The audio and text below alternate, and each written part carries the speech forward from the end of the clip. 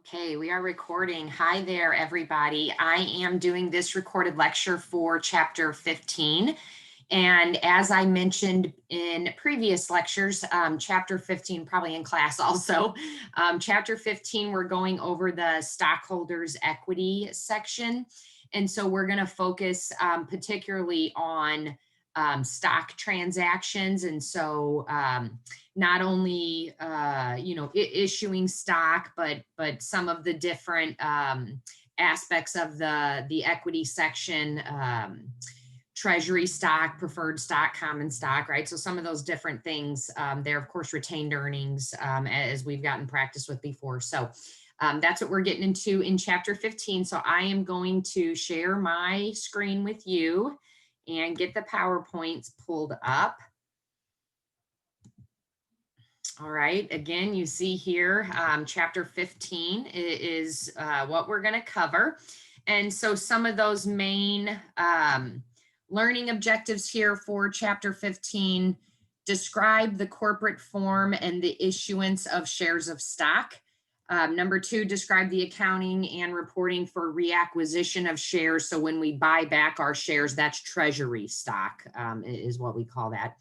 Understand the accounting and reporting issues related to dividends, indicate how to present and analyze stockholders' equity. So when we think about corporate form, or how an organization is organized, how a company is organized, how a business is organized, kind of the three main types are sole proprietorship, partnership, corporation.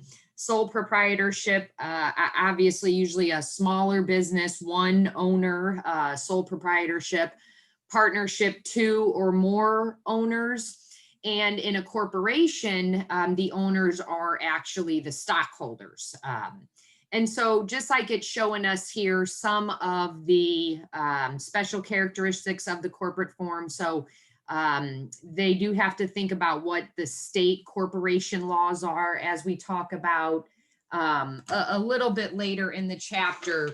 Some states have more favorable corporate laws than other states. So there is definitely the influence of state corporate law. The use of capital stock or share system, development of a variety of ownership interest. And so, if you think about a sole proprietorship, a partnership, they have unlimited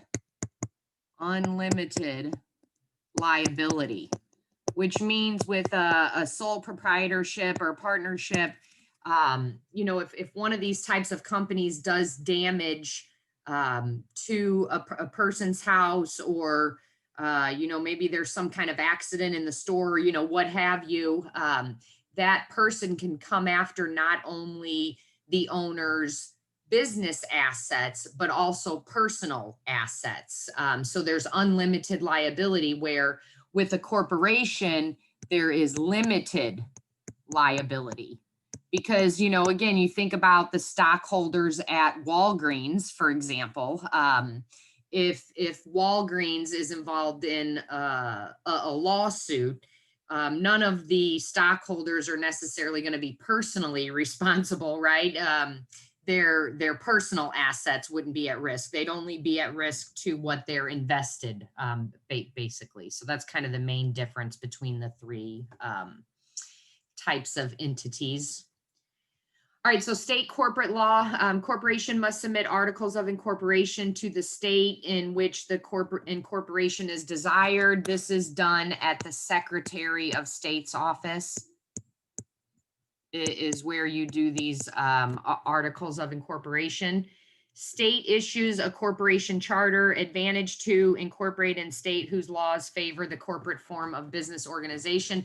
And they're putting the note here, Delaware, and it talks about this in our book about halfway down the page on 776. It says that Delaware, I'm trying to find it real quick. I lost my place.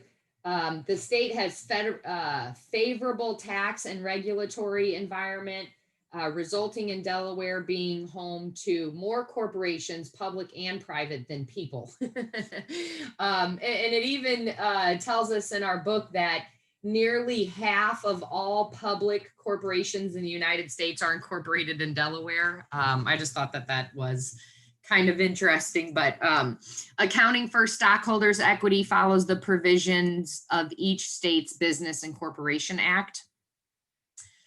Capital stock or share system is really like you could think of like a profit sharing plan, where employees, individuals within the company share in the profits. So just like it shows here, in the absence of restrictive provisions, each share carries the following rights. So to share proportionately in profits and losses, to share proportionately in management, the right to vote for directors, to share proportionately in assets upon liquidation, and to share proportionately in any new issues of stock of the same class called preemptive right. A variety of ownership interests. So as we're going to talk about with these different stock issuances, common stock versus preferred stock. So preferred stock usually cost more, or always cost more than common stock, but it has some preferential treatment, as we will see continuing through the PowerPoints. With preferred stockholders get a dividend. They're paid dividends before common stockholders, and then also preferred stockholders would be the first to be paid off in case of liquidation. So there are some preferential treatment given to preferred stock, and then versus common stock. So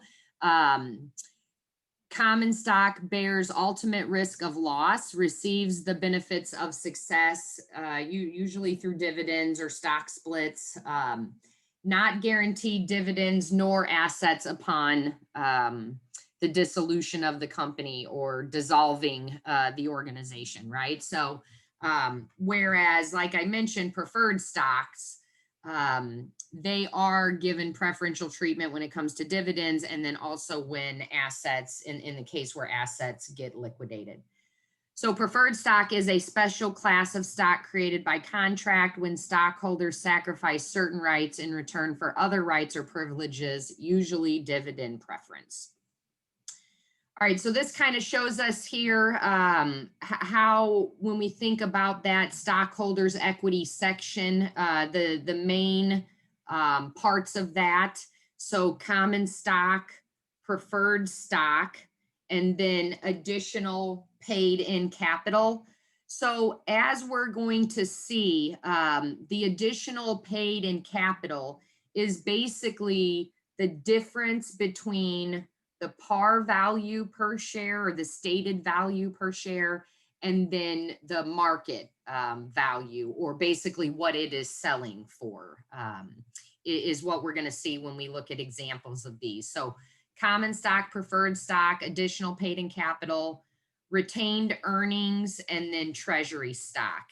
And just like it shows here, it's showing less treasury stock. Remember, treasury stock is when a company buys back their own stock. So maybe they had, 1 million shares outstanding, and they decided to buy back, 100,000 shares, for example, right? So we subtract treasury stock account because that reduces stockholder equity, because that is the company's buying back its own shares or reacquiring its own shares. That's its treasury stock. So that reduces stockholder equity, if that makes sense. But nonetheless, we're going to see examples and, of course, get practice with it in class together. All right, so the issuance of stock, shares authorized are shares offered for sale, shares issued. So these can be 3 different amounts. Shares authorized is the total number of shares that have been authorized to be issued by the company. Offered for sale, maybe shares authorized is 10,000, for example. Shares offered for sale, maybe they're willing to sell 5 of them right now. and shares issued so far, they've sold 4,000 type thing, right? So these can be different numbers, but that gives you an idea of what each one of them is. And then I was trying to find,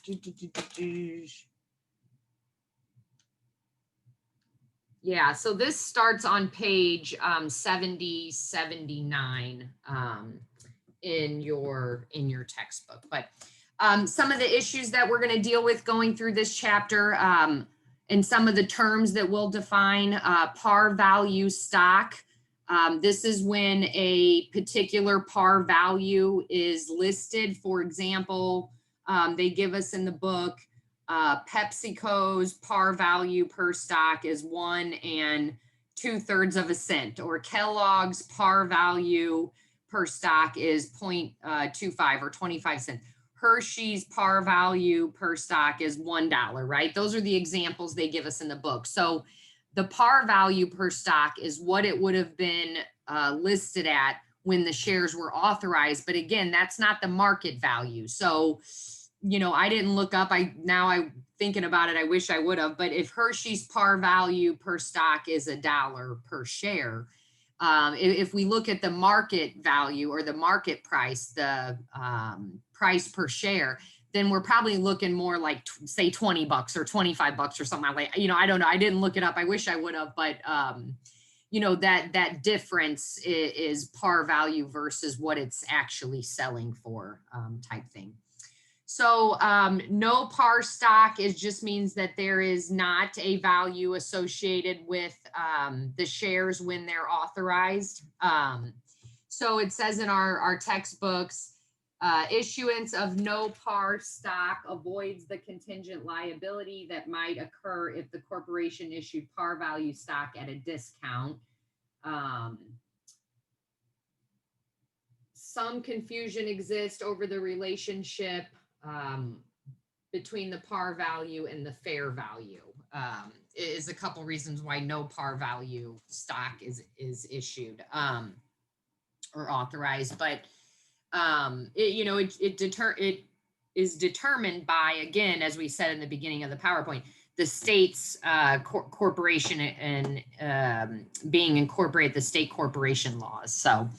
All right, number 3, stock issued in combination with other securities. So this is where we look at a couple different methods of calculating this. We have the proportional method, the incremental method. We're going to look at examples of both of those together as we can continue through.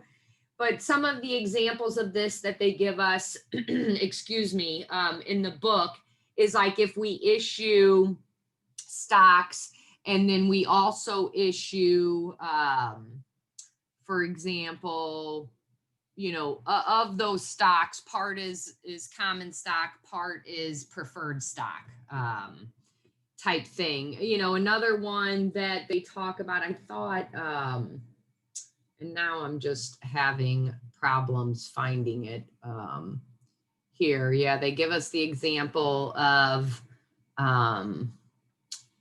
doing a lump sum where it's different types of securities, like you know, common stock and preferred stock, for example. All right, stocks issued in non-cash transactions.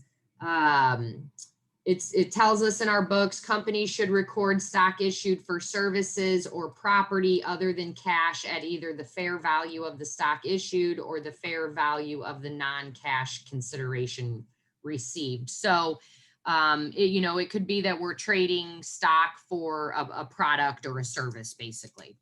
And then costs of issuing stock, just like your book tells us, this can be anything from underwriting costs, accounting and legal fees, printing costs, taxes. So some of those different things where we look at how we calculate and how we record those. Okay, so par value stock. Low par values help companies avoid a contingent liability. Corporation maintain accounts for preferred stock or common stock and then paid in capital in excess of par, also called additional paid-in capital.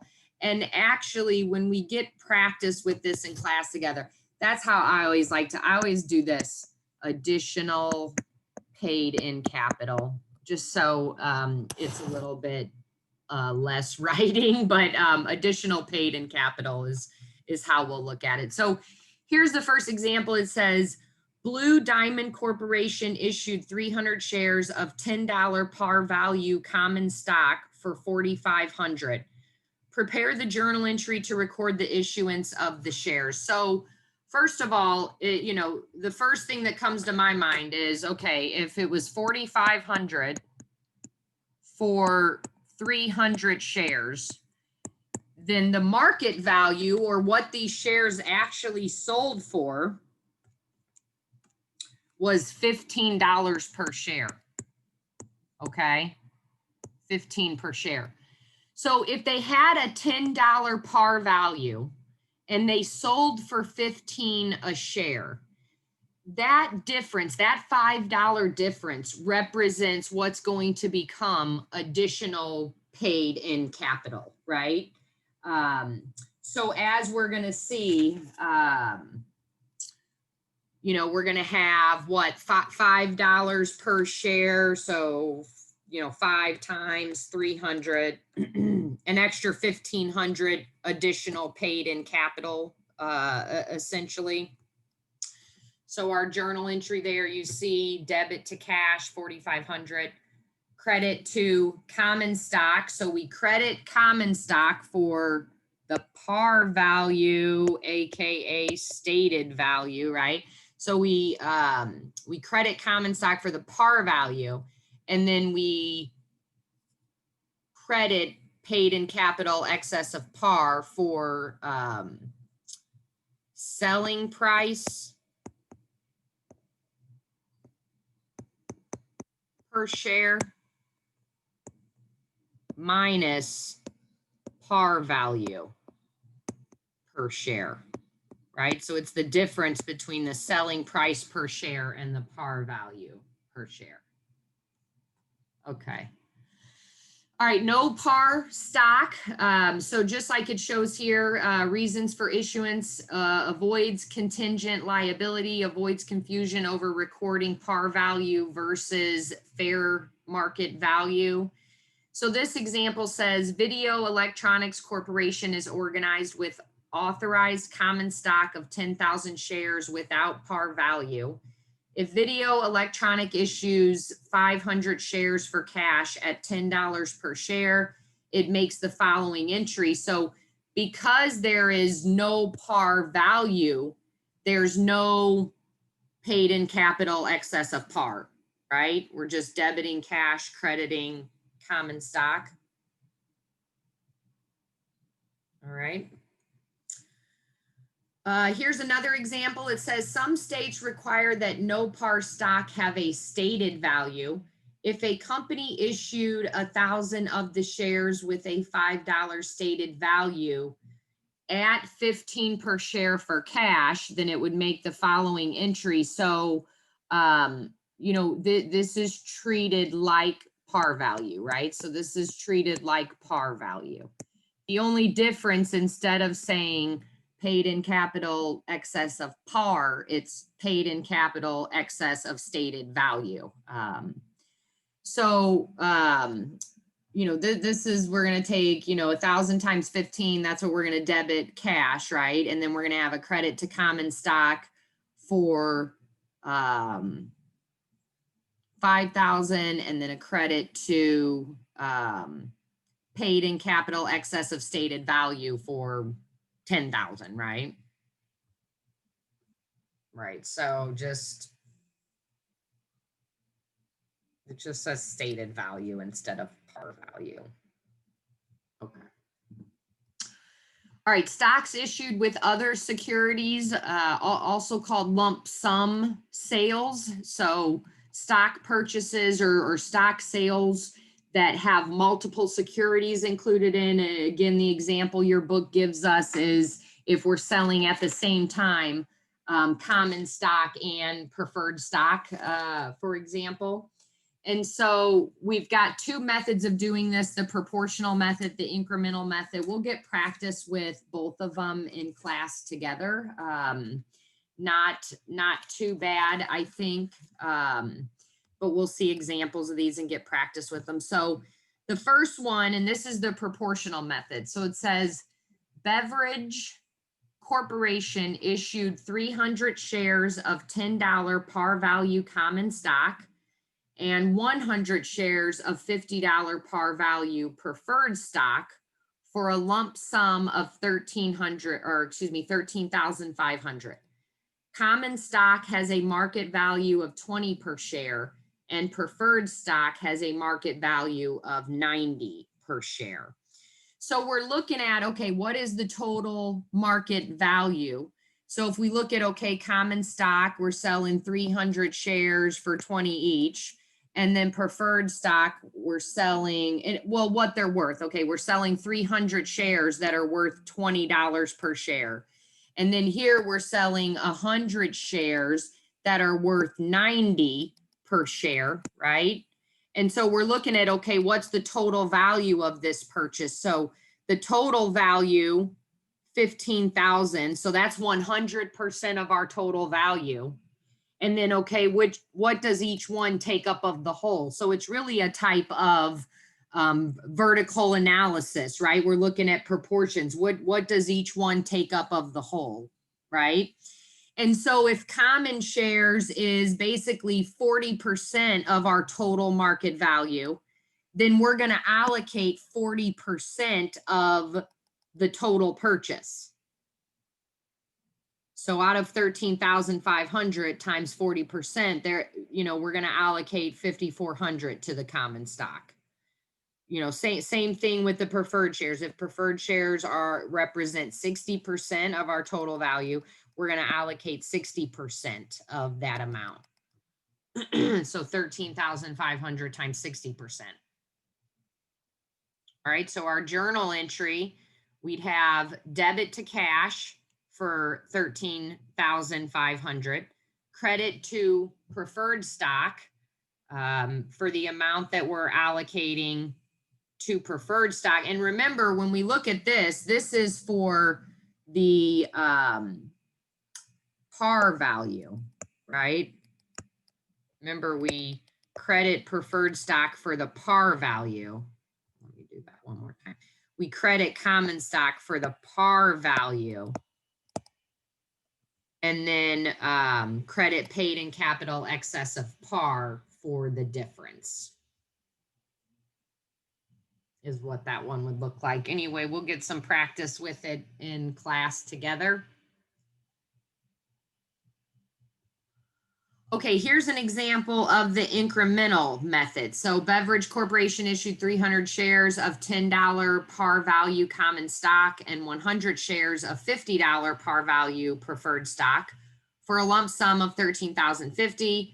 The common stock has a market value of 20 per share, and the value of preferred stock is unknown. Okay, so again, if we take our 300 shares times that market value of 20 per share, that means those common shares are worth worth 6,000, right? And so if the common shares are worth 6,000, if we take the difference, and that's what they're doing here, if we take the difference, 13,500 minus 6,000, then we're going to allocate 7,500 to the preferred, the difference. All right, so then you see how the entries would be presented. For preferred stock, we're still doing the par value, right? We're crediting this for par value. Same thing with the common stock. We're crediting this for par value. The difference is the paid in capital excess of par. And so if the common shares total were worth 6,000, 3,000 of that's going to par. 3,000 of that is going to paid in capital excess of par. And same thing here, preferred stock's worth 7,500. 5,000's going to the par value. 2,500 paid in capital excess of par. Okay, stocks issued in non-cash transactions. So, I read this when we were looking a few slides ago. The general rule, companies should record stock issued for services or property other than cash at the fair value of the stock issued or the fair value of the non-cash consideration received. So this non-cash consideration, product or service, right? So, again, in this example, if we're the company issuing stock, we're issuing stock in exchange for a product or service, basically, right? Cost of issuing stock. We already briefly talked about these a few slides ago. Underwriting cost, legal fees, accounting fees, printing costs, taxes. We report these as a reduction of paid in capital. So as a reduction of paid in capital excess of par. All right, preferred stock. Again, preferred stock has some preferential treatment that goes along with preferred stock. Namely, they get paid dividends first. And if there are dividends like, dividends that are owed from previous periods. In our book, it calls it dividends in arrears. But if there was dividends owed from previous periods, preferred stockholders would get all of the, all of the dividends and arrears caught up, and then they would get the current dividend payment even before common stockholders would get a dividend payment, right? So they have preferred dividend treatment. And then also in the case of liquidation, if the company went out of business or something like that, preferred stockholders are or have the right to part of those assets in the event of liquidation. So some of the different features that they talk about here with preferred stock, and the transactions aren't very different, just like we saw on the previous few examples. The transactions aren't necessarily different as to how we record them, but they do have, again, that preferential treatment. So cumulative preferred stock requires that if a corporation fails to pay dividends in any year, it must make it up in a later year before paying any dividends to common stockholders. I already mentioned that a moment ago. Participating preferred stock, it says holders of participating preferred stock share in a portion with the common stockholders in any profit distributions beyond the prescribed rate. So for example, 5% preferred stock, if fully participating, will receive not only its 5% return, but also dividends at the same rates as those paid to common stockholders. Convertible preferred stock allows stockholders at their option to exchange preferred shares for common stock. Callable preferred stock permits the corporation at its option to call or redeem the outstanding preferred shares at specified future dates. And then redeemable preferred stock, for this one says, redeemable preferred stock has a mandatory redemption period or a redemption feature that the issuer cannot control. Features often associated with preferred stock, again, preference as to dividends, preference as to assets in the event of liquidation, convertible into common stock, callable at the option of the corporation, non-voting. All right, so here's our example. It says Bishop Company issues 10,000 shares of $10 par value preferred stock at $12 cash per share. Bishop records the issuance as follows. So again, this amount is what we're going to debit preferred stock for. The $2 difference, right? The difference between the $10 par value, the $12 cash per share. That $2 difference is that additional paid in capital.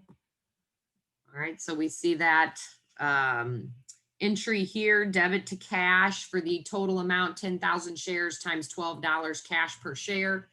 Credit preferred stock for the par value per share. Credit paid in capital in excess of par for that $2 difference in the par value and the market value, what it actually sold for. All right, reacquisition of shares. Remember, we call this treasury stock, and we're going to see that. We're going to get practice with these transactions as we go through, but these are our treasury stock transactions. So corporations purchase their outstanding stock to, one, provide tax-efficient distributions of excess cash to stockholders, to increase earnings per share and return on equity. Both of these calculations, earnings per share and return on equity, the denominator is common shares outstanding. Common shares outstanding. Okay, so on both of these, the denominator is common shares outstanding. So when a company repurchases their shares, then that denominator is less, which makes whatever number more. It makes the earnings per share more, or it makes the return on equity more type thing, if that makes sense to you. Number 3, provide stock for employee stock compensation contracts or to meet potential merger needs, to thwart a takeover attempts or to reduce the number of stockholders, to make a market in the stock. So, the more shares outstanding, the higher price per share type thing. All right, so purchases of treasury stock, there's 2 methods that we'll look at, the cost method and then the par or stated value method. So here's our first example. So based on this data, we're going to see what happens in the stockholders' equity section when we repurchase our shares, when we purchase that treasury stock. So, again, here you don't see any treasury stock. Remember, what's going to happen is treasury stock is deducted from equity, deducted from stockholder equity. And we're going to see this in our example because, again, you think when the company repurchases its shares of stock, it's reducing stockholder equity, right? So treasury stock reduces stockholder equity. So Kripe Company issued 100,000 shares of $1 par value common stock at a price of $10 per share. In addition, it has retained earnings of 300,000. So again, we issued 100,000 shares. We issued an outstanding 100,000 shares, $1 par value, right? So we multiply these two, and that's our 100,000. And then additional paid in capital, we sold these for $10 a share. So $10 minus $1, right? 10 minus 1 times 100,000 shares. That's where we get our 900,000 additional paid in capital, right? And then we have retained earnings of 300,000. Total of 1.3 million, right? All right, so now on January 20th, we're starting here. All the other stuff is the same. On January 20th, Kripe acquires 10,000 of its shares at $11 per share. Cripe records the reacquisition as follows. So again, we see here now we're subtracting it. So it's reacquiring its 10,000 shares at $11 per share. And so we're going to have a debit to treasury stock and a credit to cash, right? And again, that debit to treasury stock reduces stockholder equity, which has a normal credit balance. All right, we see that entry here. Okay. Here are some other examples. If we're selling treasury stock above cost or below cost. So Cripe acquired 10,000 treasury shares at $11 per share. It now sells 1,000 shares at 15 per share on March 10th. Cripe records the entry as follows. So we're selling 100 shares at, or excuse me, 1,000 shares at 15 per share. So we know cash is going up 15,000. Now remember, when we repurchased the stock, we debited treasury stock. Now we're selling some of this treasury stock. So we're crediting treasury stock, crediting paid in capital. Okay. Sale of treasury stock below cost. As you can imagine, when it was above cost, we were crediting treasury stock for the 11,000. So when we sell it below cost, Cripe sells an additional 1,000 treasury shares on March 21 at $8 per share. It records the sale as follows. So we're still debiting cash. We're still crediting treasury stock. We're debiting paid in capital from treasury stock. All right, dividend policy. So few companies pay dividends in amounts equal to their legally available retained earnings. Why? Well, because we want to keep some of our money, right? We don't want to distribute all retained earnings to stockholders, because that's really what dividends are, right? Dividends are distributions of income to stockholders, right? That's what our dividends are, distributions of income to stockholders. And so, you know, even though we might have had 300,000 retained earnings that year, we don't necessarily want to distribute all 300,000 to the stockholders. We want to keep some to reinvest into the business, is kind of the main reason that I think about. But number one, maintain agreements with creditors. This came up a couple chapters ago, I believe. I think we touched on this in chapter 13 and 14, but when there are covenants, an example of this could be, like with a creditor, for example, creditor is willing to loan us money, but one of the covenants or one of the agreements with the contract is they have to keep, 200,000 retained earnings, for example, right? Meet state incorporation requirements. Again, there could be a requirement to have, X amount of retained earnings, or, X amount percentage of dividends or what have you, to finance growth or expansion, to smooth out dividend payments, and or to build up a cushion against possible losses, right? Even in our personal lives, we want to do this. We call it emergency fund, right? Okay. All right, so financial condition and dividend distribution. So a company should not pay a dividend unless both the present and future financial position warrant the distribution. The Securities and Exchange Commission encourages companies to disclose their dividend policy in their annual report. especially those that have earnings but fail to pay dividends. So why not? Why are they not paying dividends? What are they doing with the money, right? Or number two, do not expect to pay dividends in the foreseeable future.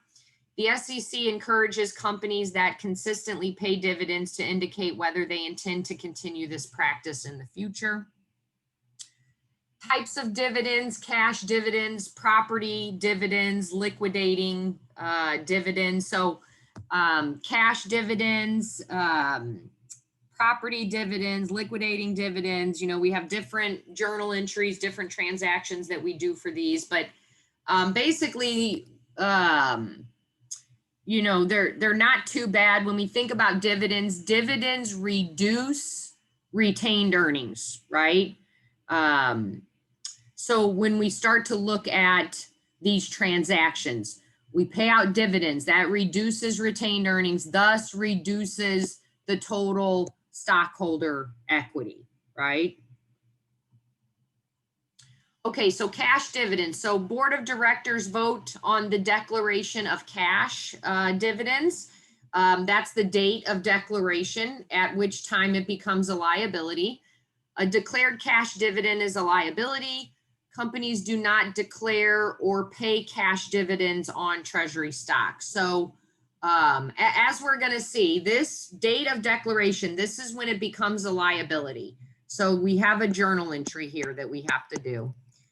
Date of record, there is no entry. Date of payment, there's a journal entry we have to do. So those are kind of the three dates associated with the cash dividends. All right, so here's our example of that. It says, David Freight Corporation on June 10th declared a cash dividend of 50 cents a share on 1.8 million shares payable July 16th to all stockholders of record on June 30th. Okay, so on June 10th, we declared the cash dividend of 50 cents. So we have to have a journal entry here on June the 10th. This is when it becomes a liability, right? This is when it becomes liability.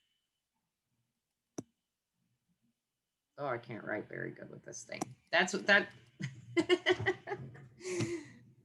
does not look like liability, dog. Okay, hold on. I'm going to hold the screen while I'm trying to do this. Let's see. Liability. Oh, see what I do? Liability.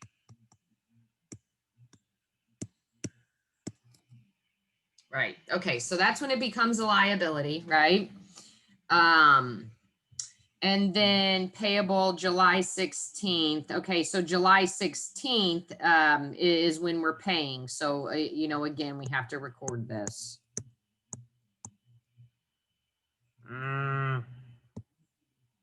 Record, right? Date of record.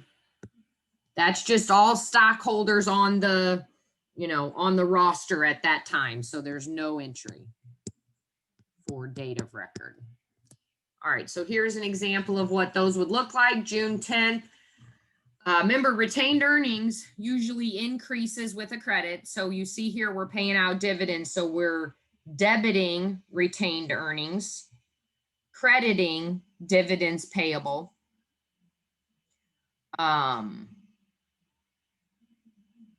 For the dividend, right? So remember, it's 50 cents per share on 1.8 million shares. So, you know, 0.5 times 1.8 million, right? Okay, remember, date of record, no entry. And then finally, date of payment, then we are debiting the liability, dividends payable, crediting cash. So not too bad. All right, property dividends. So dividends payable in assets other than cash, restate at fair value the property it will distribute, recognizing any gain or loss. So here's our example of that. It says Hopkins Inc. transferred to stockholders some of its equity investments costing $1,250,000 by declaring a property dividend on December 8, 2016 to be distributed on January 30th, 2017 to stockholders of record at January 15th, 2017. At the date of declarations, the securities have a market value of $2 million. Hopkins makes the following entries. So we see here the debit to equity investments for $750,000. This is the difference between market value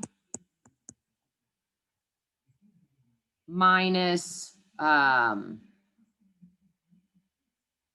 minus what they're issuing it for, right? Some of it's costing market value minus cost,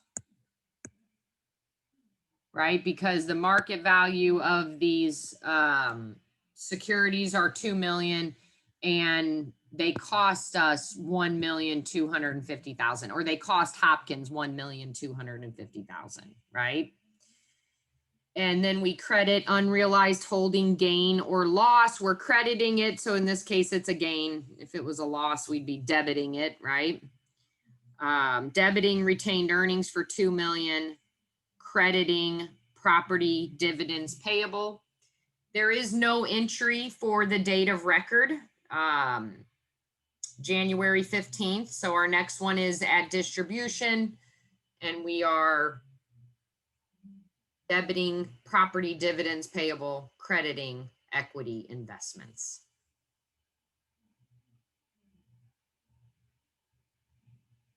Okay. All right, liquidating dividends. So any dividend not based on earnings reduces corporate paid in capital.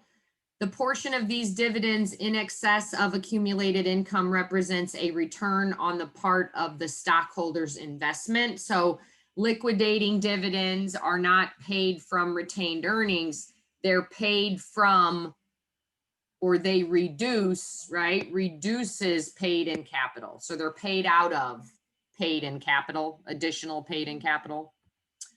So here's our example of that. It says Harani Mines Inc. issued a dividend to its common stockholders of 1,200,000. The cash dividend announcement noted stockholders should consider 900,000 as income and the remainder as return of capital. Harani Mines records the dividend as follows. So in this case, we're reducing retained earnings by 900,000. And then we're reducing paid in capital excess of par. So we're debiting both of those, crediting dividends payable. And then again, we see debit to dividends payable when we pay it, credit to cash. All right, anyway, we're going to get more practice with these in class together. Not too bad, I think. Okay, stock dividends and stock splits. Stock dividends, issuance by a company of its own stock to stockholders on a pro rata basis without receiving any consideration. Used when management wishes to capitalize part of earnings. If stock dividend is less than 20 to 25% of the common shares outstanding, it's considered a small stock dividend. If it's greater than 20 to 25% of the common shares outstanding, it's considered a large stock dividend. So here's our example of that. It says Cobell Corporation has outstanding 1,000 shares of 100 par value common stock and retained earnings of 50,000. If Cobell declares a 10% stock dividend, it issues 100 additional shares to current stockholders. Again, that's taken our, we get this by taking our 1,000 shares times 10% stock dividend. So we're issuing additional 100 shares, right? Is where that's coming from. If the fair value of the stock at the time of the stock dividend is 130 per share, the entry, so at the date of declaration, and we're issuing the stock dividend, let's see, outstanding shares All right, so at the date of declaration, we're debiting retained earnings, crediting common stock dividend distributable, crediting paid in capital excess of par. You know, again, it's this is the par value per share, right? Because we're issuing an additional 100 shares. They have $100 par value. So that's that $100 par value times 100 shares, right?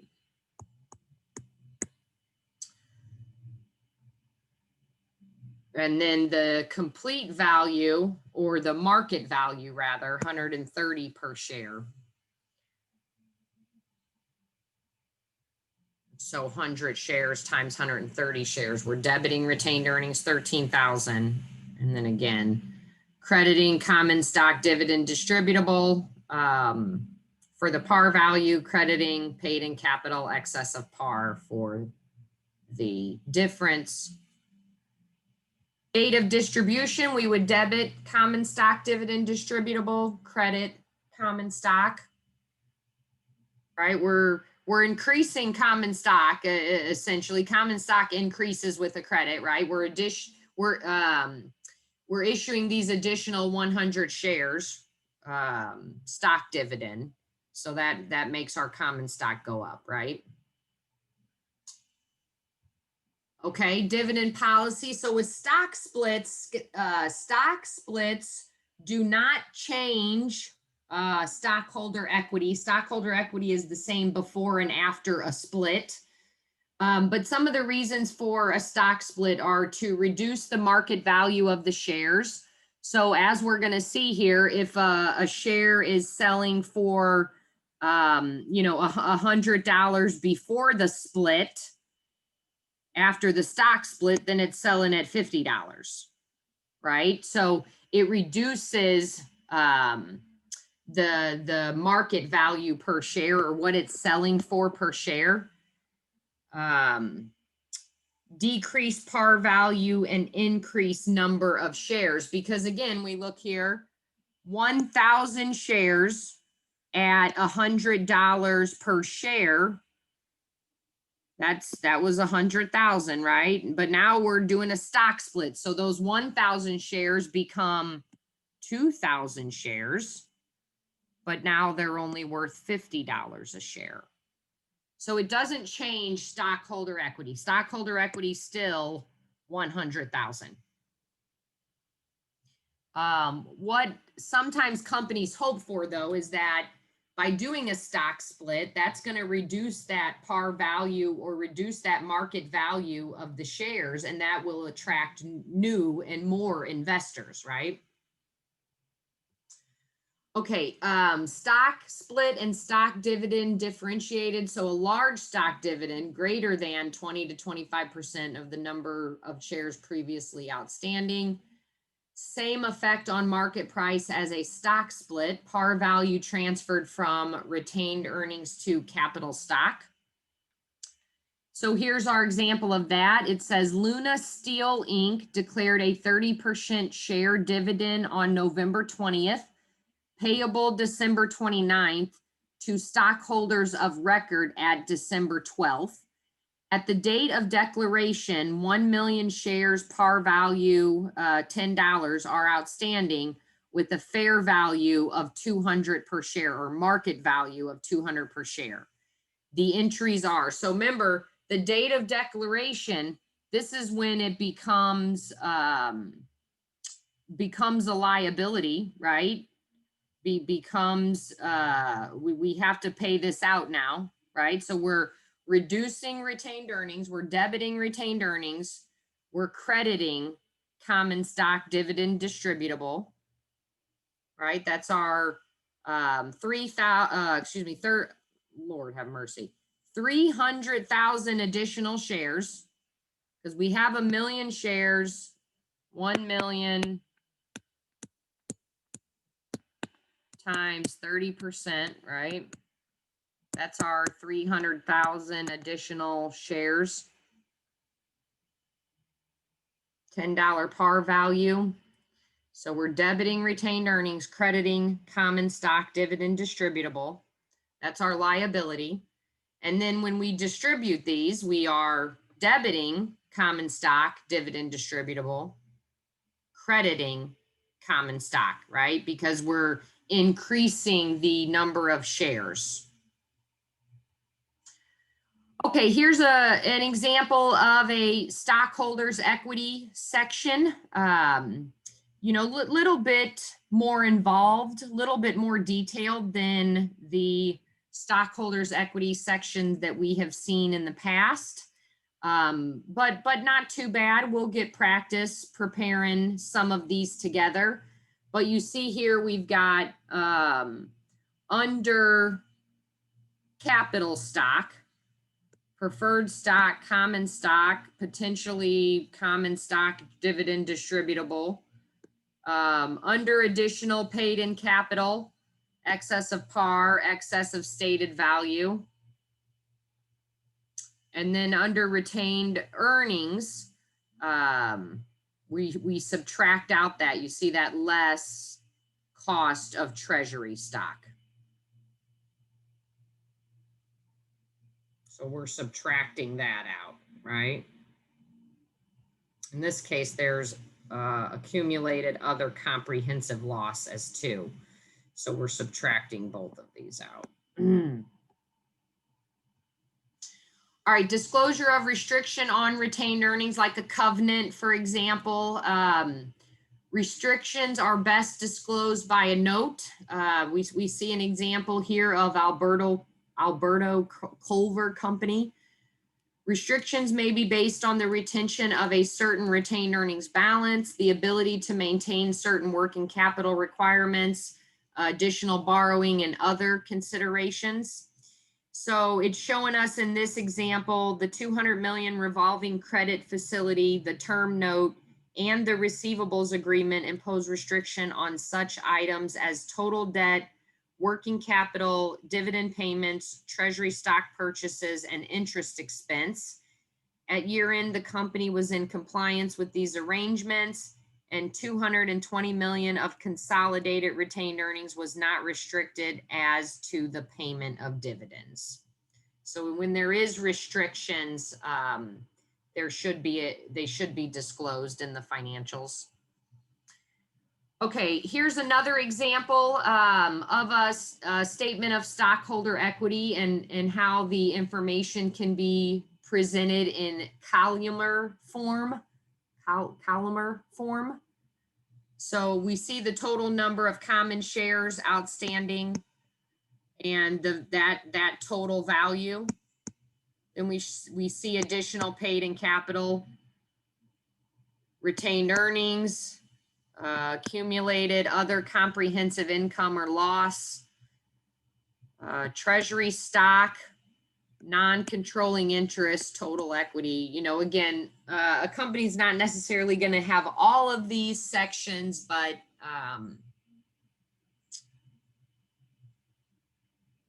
these are some of the common sections of the statement of stockholder equity. Okay, analysis of equity. A few of the ratios that we look at on this one: the rate of return on stockholder equity, payout ratio. We did discuss earnings per share a little bit, maybe in the middle of the PowerPoint. Earnings per share is another type of way we can analyze equity, I think. Book value per share, and we'll see some examples of these.